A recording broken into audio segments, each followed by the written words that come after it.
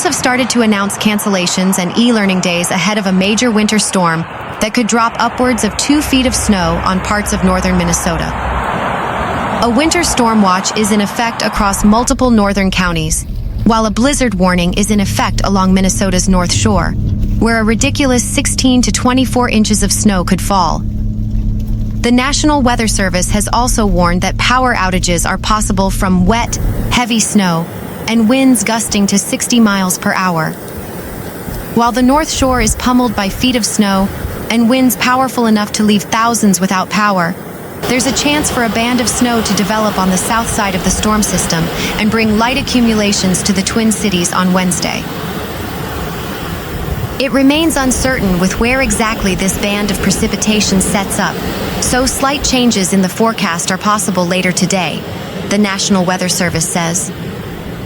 Rain has already begun to transition to snow across a significant portion of southern Minnesota, including along and south of the Minnesota River, and into the western outskirts of the Twin Cities metro, the Weather Service said at 8 a.m. As temperatures continue to fall, we expect rain to transition to snow, with a heavier narrow band of higher accumulations expected to move across the region this afternoon into the evening. Alongside the wet snow, strong winds are expected with gusts as high as 45 to 50 miles per hour, and although the wet snow should not blow around once it is on the ground, it will result in reduced visibility as it falls. Typical. Slick travel is expected due to slushy snow and gusty winds. Minnesota blizzard. The Weather Service expects the snow to track roughly from Morris to the Twin Cities and into western Wisconsin. The official snowfall forecast through noon Thursday calls for a few inches from western Minnesota through the Twin Cities metro, with a foot or two of snow blasting the North Shore. When viewing the snowfall forecast through the lens of a range, the Weather Service says anywhere from a ½ inch to 4 inches could fall in the metro. Heavy snow and high winds have created near-impassable conditions along Minnesota's North Shore, with Highway 61 briefly closed between Duluth and the Canadian border. Blizzard conditions are being reported across a large area of northeastern Minnesota, where up to 26 inches of snow could fall by Thursday afternoon. It's being combined with wind gusts of up to 60 miles per hour that is contributing to dangerous conditions across the region. Below is a look at conditions in 2 harbors as of 7 a.m. The Minnesota Department of Transportation issued a road closure notice at around 5:40 a.m. for Highway 61 between Brighton Beach and Duluth and the Canadian border amid whiteout conditions where visibility is less than 1/10 of a mile. That has since been upgraded to a no-travel advisory. No travel is also advised on Highway 1 for a 40-mile stretch from Elgin City on the North Shore towards the Boundary Waters. The high winds are also impacting power supplies, with PowerOutage.us estimating around 10,000 households are without power as of 7:30 a.m. Around half of those are along the North Shore and in Koochiching County, but Xcel Energy says there are also thousands of customers without power in Stearns County. Early snow totals indicate that 12 inches has already fallen in Hovland, Cook County, with more than 8 inches reported in Chisholm and Holyoke. The National Weather Service in Duluth estimates that an extra 4 to 7 inches of snow is expected along the shore through Thursday, but higher terrain could see 5 to 12 inches. The strong winds and weight of snow on tree limbs may down power lines and could cause sporadic power outages. Whiteout conditions are expected and will make travel treacherous and potentially life-threatening, it says. Snow in northern Minnesota has led to whiteout conditions along Lake Superior, prompting officials to advise no travel along Highway 61 from Duluth to the Canadian border. Widespread snowfall will continue for most of northern Minnesota on Wednesday. The area is under a winter storm warning, while the stretch of the Arrowhead along Lake Superior is under a blizzard warning, with blizzard conditions expected along the North Shore from Duluth to Grand Portage on Wednesday. A no-travel advisory for a section of Highway 61 has been lifted from Duluth to 2 harbors, but remains in place from 2 harbors north to the Canadian border. This comes as road conditions improve across the Northland on Wednesday, amid blizzard conditions and heavy snow. The Duluth area picked up 4 to 8 inches of fresh snow Wednesday morning, the city says, noting blizzard conditions resulted in downed trees and power lines in multiple locations Tuesday night. The city is encouraging people to avoid travel, as snow and windy conditions will continue. Road conditions are treacherous due to the snow compaction and whiteout conditions. If you can avoid traveling during the storm, you should. If you must travel, please pack an emergency weather kit, the city said in a news release. Meanwhile, the city of Duluth has canceled parks and recreation programming for Wednesday. The Minnesota State Patrol is warning of slippery roads after rain quickly turned to ice and snow in west-central Minnesota. By 8 a.m. on Wednesday, troopers were responding to several spin-outs and vehicles off the road, including on Interstate 94 near Moorhead. Water-filled ditches are adding to the hazards. Drivers are urged to use caution while traveling on roadways. The line of wet roads to snowy roads is near the St. Cloud area. Roadways south are generally wet, while roadways north of St. Cloud are snow-covered. Meanwhile, after one glorious fleeting day, access to the Apostle Island's ice caves is likely done for the season. The blizzard that brought heavy snow and gusty winds to Minnesota's North Shore from Tuesday night into Wednesday also raked the south shore of Lake Superior and broke up the ice pack that had allowed foot access to the ice caves for the first time in 11 years. Webcams overlooking the caves showed the ice pack still in place as of 4 p.m., but then broken up into scattered shards of ice surrounded by open water by 8 a.m. Wednesday. The power of Lake Superior is humbling, officials at Apostle Island's National Lakeshore reported on Wednesday.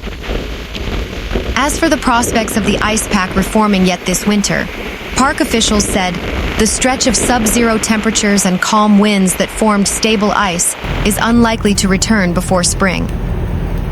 We extend our gratitude to the community, partners, and visitors who celebrated and supported this fleeting natural wonder, the park statement read.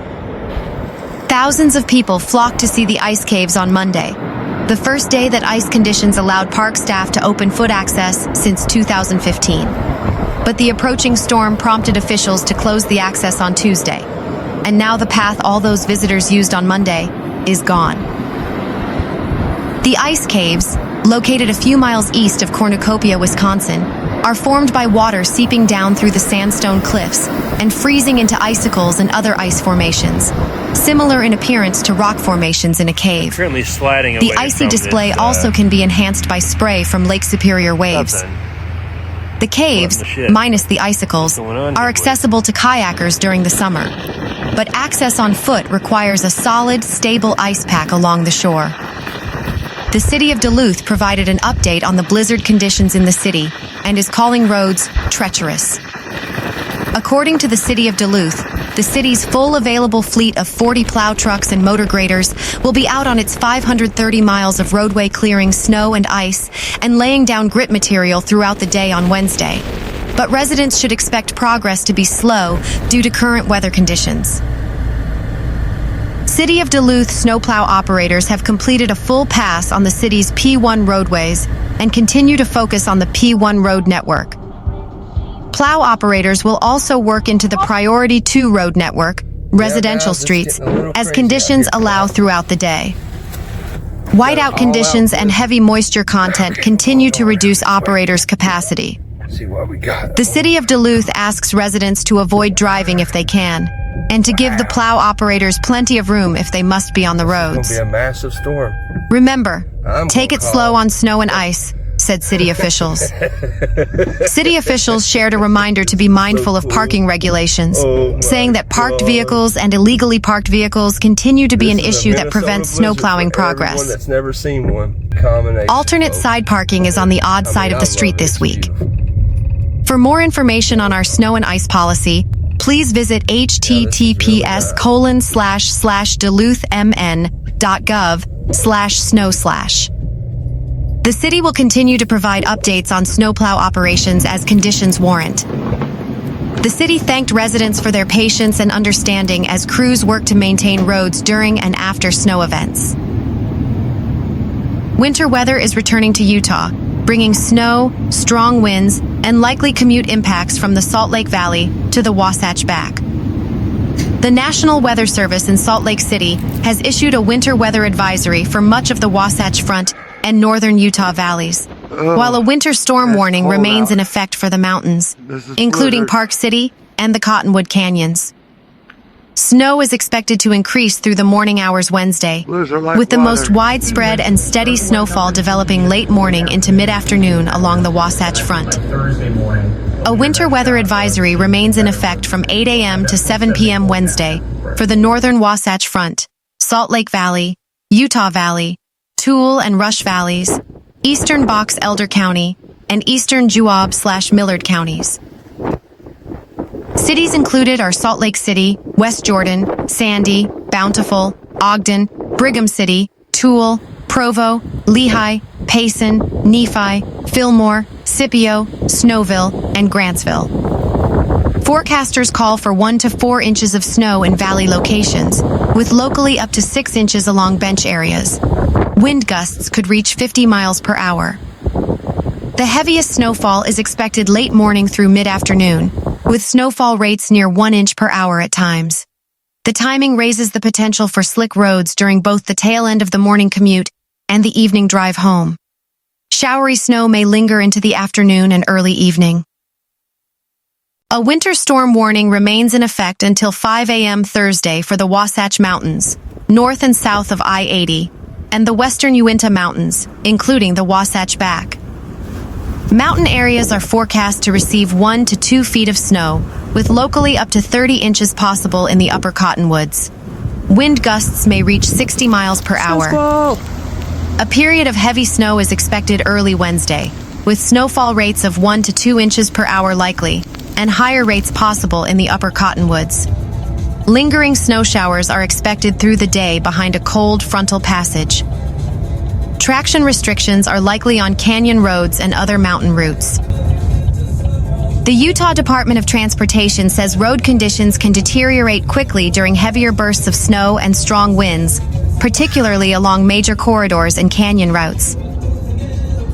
UDOT expects the most widespread impacts during the Wednesday morning hours as snow intensifies across northern Utah. Mountain routes, including Parley's Canyon, I-80, Big and Little Cottonwood Canyons, and roads serving the Wasatch Back, are likely to see prolonged snow-covered conditions compared to valley roadways. Strong winds may create areas of drifting snow and sudden reductions in visibility, especially on exposed stretches of interstate such as I-80 in Toole County and along east-west routes. Drivers are urged to check conditions before leaving, allow extra travel time, increase following distance, and prepare for traction restrictions in the mountains. A Wednesday morning snowstorm triggered multiple crashes, slide-offs, and a highway closure in Iron County, while winter squall warnings and snow showers spread hazardous travel conditions into Washington County. We currently have 2 minor injury accidents as well as 4 to 5 property damage crashes, Utah Highway Patrol Lieutenant Clay Allred told Cedar City News shortly after 8:30 a.m. We have a number of other property damage crashes that we've already cleared. The incidents reportedly included a few semi-tractor trailers that had slid off the road and jackknifed. One such incident was reported on Interstate 15 near mile marker 54, while another one occurred in the Parowan area. Allred said all of the incidents mentioned thus far happened within Iron County, with most of them being south of Cedar City.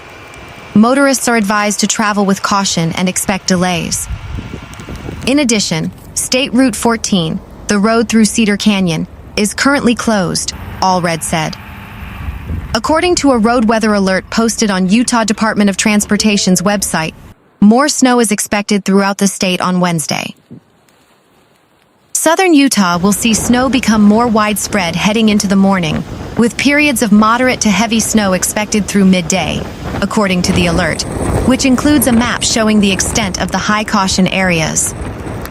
In addition, the National Weather Service issued 2 winter squall warnings, alerting to the possibility of sudden squalls in parts of Iron, Beaver, Garfield, and Kane counties.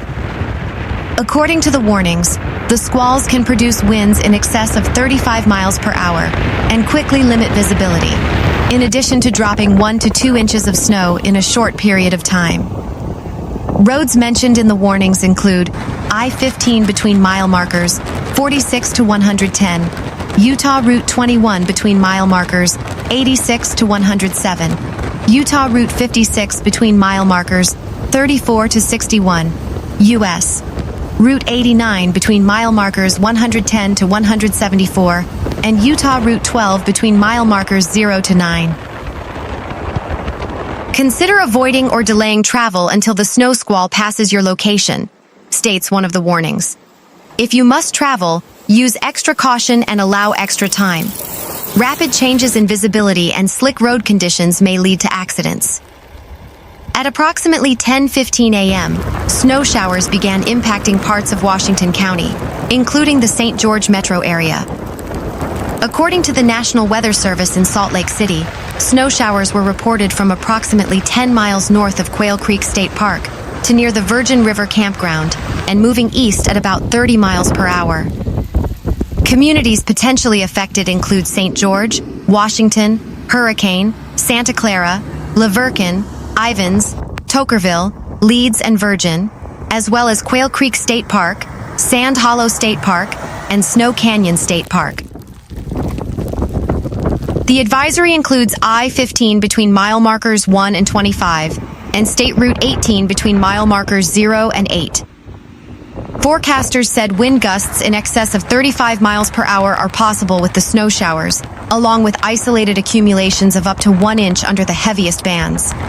Officials warned that conditions can deteriorate rapidly, with reduced visibility and patchy slick spots possible. Snow began piling up Tuesday at Brighton Ski Resort, bringing a much-needed boost of fresh powder after weeks of dry, thin conditions across the state. "It's beautiful," said Sheila Butterfield, who was visiting from St. George. "Probably at least a foot or two of fresh powder right now. The snow is still coming." Sheila and her husband Warren were among several skiers enjoying the changing conditions. The snow falling from an upcoming storm wasn't something they were planning on. "Hey, it's fantastic," said Warren Butterfield. "We're happy to have the powder, and we're happy to have some moisture in the mountains." Utah's winter so far has been unusually dry, with snowpack below normal levels for much of the season. That's made storms like this one especially important, not just for recreation, but for the state's long-term water outlook. "It's not just for skiing," said Jace Firth of Kaysville. "Snowmobiling too, and our summertime is going to need it. We've really been hurting." Skiers said the conditions finally feel like what they expect in February. Colder temperatures, steady snowfall, and fresh powder on the ground. "Very good," said Firth. "Probably the best we've had so far." And after a season marked by brown mountainsides and lower than usual snow totals, many hope this storm is a sign of better things ahead. "This has been a really weird year," said Warren Butterfield. "It has been horribly bad. We're excited for the moisture." Barely any visibility. Ski Utah's daily snow report showed more than a foot of fresh powder fell in Alta, Brighton, Deer Valley, Park City, and Solitude. Other resorts, such as Bryan Head in southern Utah and Snowbird, were nearly there by 6 a.m., with 10 and 11 inches, respectively. Brighton Ski Resort posted to social media, celebrating its 17 inches of snow, adding, "And today is supposed to be the heavy day for accumulation." Meanwhile, Solitude said it received 2 feet of snow between Tuesday night and 8 a.m. Wednesday, saying, "And it's still coming down." Avalanche danger is high across the state, according to the Utah Avalanche Center. The center advised Utahns to avoid traveling in avalanche terrain and stay clear of runouts and slopes steeper than 30 degrees.